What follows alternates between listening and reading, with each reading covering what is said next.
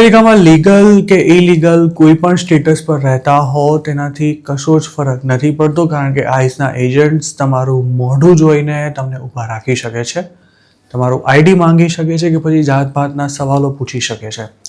ખાસ કરીને જે લોકો ઇન્ડિયન કે લેટિનો જેવા દેખાય છે તેમને ઇમિગ્રેશન એન્ફોર્સમેન્ટ દરમિયાન ખાસ ટાર્ગેટ કરવામાં આવી રહ્યા છે તેવા આક્ષેપ વચ્ચે ટેક્સાસમાં પ્રેક્ટિસ કરતા ગુજરાતી ડૉક્ટર નિશા પટેલે આઈસના એજન્ટ્સ પર એક ચોંકાવનારો આરોપ લગાવ્યો છે.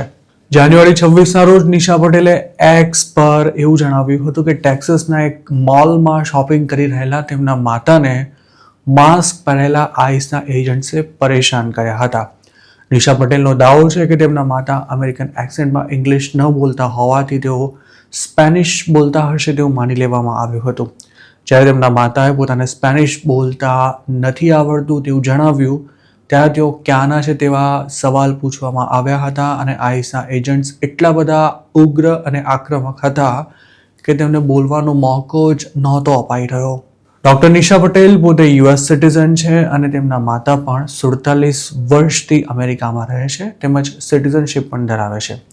નિશા પટેલે જે પોસ્ટ કરી છે તેમાં એવું જણાવાયું છે કે જ્યારે તેમના માતાને આઈસના એજન્ટ્સ દ્વારા રોકવામાં આવ્યા ત્યારે તેમણે એવો જવાબ આપ્યો હતો કે તમારામાંથી કેટલાક લોકો અહીં જન્મ્યા પણ નહીં હોય ત્યારથી પોતે અમેરિકામાં રહે છે. આખરે ડૉક્ટર નિશાના માતાએ પોતાના ફોનમાં યુએસ પાસપોર્ટ બતાવ્યો ત્યારે તેમને જવા દેવામાં આવ્યા હતા. પોતાની પોસ્ટમાં છેલ્લે ડૉક્ટર નિશાએ લખ્યું છે કે જે લોકો એવું માની રહ્યા છે કે માત્ર ક્રિમિનલ્સે જ ઇમિગ્રેશન એન્ફોર્સમેન્ટ દરમિયાન પકડવામાં આવે છે તેમણે હવે ફેરવિચાર કરવાની જરૂર છે.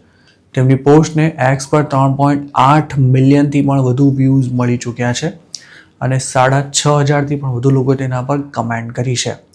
જોકે તેમાં સૌથી ચિંતાજનક વાત એ છે કે તેમની પોસ્ટ પર કમેન્ટ કરનારા મોટાભાગના અમેરિકન્સે ડૉક્ટર નિશાએ જે કંઈ લખ્યું છે તેનો વિરોધ કરવાની સાથે તેમની મજાક પણ ઉડાવી છે.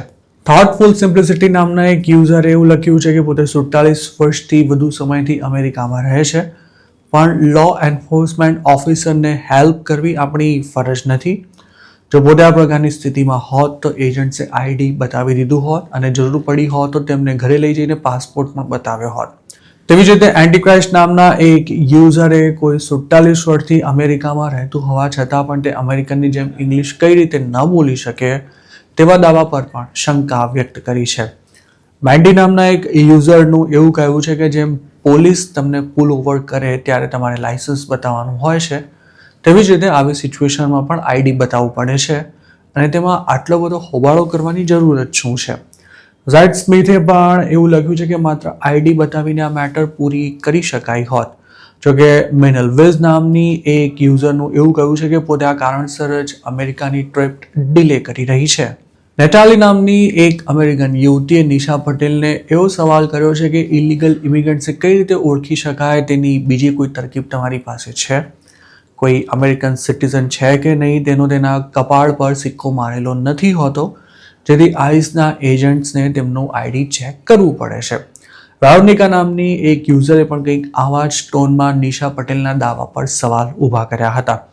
એક અમેરિકને તો નિશા પટેલે ChatGPTની મદદથી આ પોસ્ટ લખી હોવાનું કહીને તેમની મજાક ઉડાવી હતી, જ્યારે કેટલાક લોકોએ તો બાઇડનના કાર્યકાળમાં જે ઇલીગલ ક્રોસિંગ થતું હતું તેના ફોટોગ્રાફ્સ મૂકીને આ બધું બંધ કરવા માટે કંઈક તો કરવું જરૂરી હતું તેવી વાત કરી હતી. ફેડરલ એજન્ટ્સ કોઈ પણ વ્યક્તિને અટકાવીને તેની પાસેથી આઈડી માંગે તેમાં કશું જ ખોટું નથી, પણ શિકાગોમાં જ્યારે લોકોને આડેધડ પકડવાનું શરૂ કરવામાં આવ્યું ત્યારે ફેડરલ કોર્ટે એવી તાકીદ ચોક્કસ કરી હતી કે કોઈ પણ વ્યક્તિ પર શંકા કરવાનું કોઈ ઠોસ કારણ ન હોય તો તેને અટકાવીને તેનું આઈડી માંગવાનું ટાળવું જોઈએ કે ન તો તેની વોરંટ વિના ધરપકડ કરવી જોઈએ. આ ઓર્ડરને અપીલ્સ કોર્ટે નકારી દીધો હતો, પણ વોરંટ વિના આડેધડ થતી ધરપકડો અંગે તેણે પણ કમેન્ટ ચોક્કસ કરી હતી.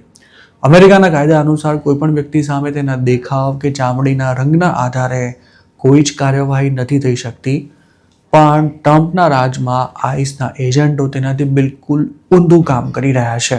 નિશા પટેલના માતા સાથે જે કંઈ થયું તે યુએસમાં રહેતા કોઈ પણ લીગલ અથવા ઇલીગલ ગુજરાતી સાથે પણ થઈ શકે છે. મતલબ કે તમે ક્યાંક મોલમાં શોપિંગ કરવા ગયા હો અને ત્યાંથી જ તમને ફેડરલ એજન્ટ્સ પકડીને સીધા જેલમાં લઈ જાય તે પણ હવે શક્ય છે. દિશા પટેલની પોસ્ટ પર જે રિએક્શન્સ આવી રહ્યા છે તે એ પણ દર્શાવી રહ્યા છે કે જો કોઈ ઇન્ડિયન પોતાની સાથે ભેદભાવ થયો હોવાનો આક્ષેપ કરે તો તેને ટ્રમ્પના કથિત સમર્થકો અથવા તો બીજા અમેરિકન્સ કઈ રીતે ટાર્ગેટ કરી રહ્યા છે. આ અંગે આપનું શું માનવું છે તેમને કમેન્ટમાં ચોક્કસ જણાવજો.